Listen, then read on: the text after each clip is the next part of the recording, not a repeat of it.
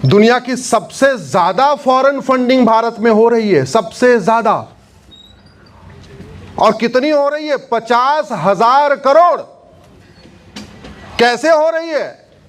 2010 में कांग्रेस ने कानून बनाया था, उसका नाम है FCRA। और जब तक फंडिंग नहीं बंद होगी तब तक जो फंडिंग जिनको मिल रही है वो अपना काम नहीं बंद करेंगे। उनको फंडिंग मिल रही है धर्मांतरण के लिए तो धर्मांतरण कराएंगे तो फंडिंग मिलेगी, नहीं कराएंगे तो बंद हो जाएगा। तो उनके लिए एक तरीके से वो आय का स्रोत है, उनका धंधा है, धर्मांतरण उनके लिए धंधा है, फायदेमंद धंधा।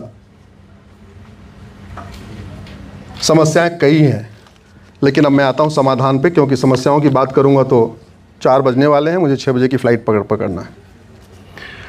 मेरा मानना है कि भारत की 50% समस्याओं को सुप्रीम कोर्ट ठीक कर सकता है।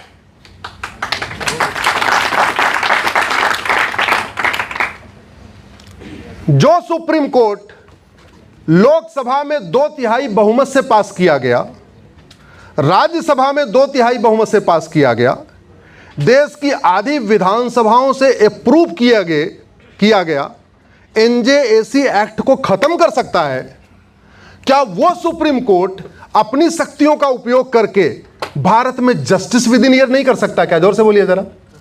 कर सकता है।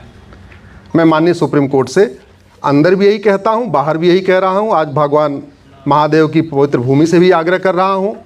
इस भारत के संविधान को बचाना है तो भारत में जस्टिस विद इन ईयर लागू करिए। देश तभी सुरक्षित होगा जब कानून का खौफ होगा। देश तभी सुरक्षित होगा जब दानवों को फटाफट दंड मिलेगा। देश तब सुरक्षित होगा जब संविधान की शपथ लेने वाले मानव और दानव में अंतर करेंगे और मानवाधिकार मानव का होता है, दानव का नहीं, इस बात को समझेंगे। देश तब सुरक्षित होगा जब इस बात को समझेंगे आम का पेड़ और बबुल का पेड़ एक समान नहीं होता। देश तब सुरक्षित होगा जब इस संविधान की शपथ लेने वाले इस बात को समझेंगे कि हिरन और भेड़िया एक समान नहीं होता।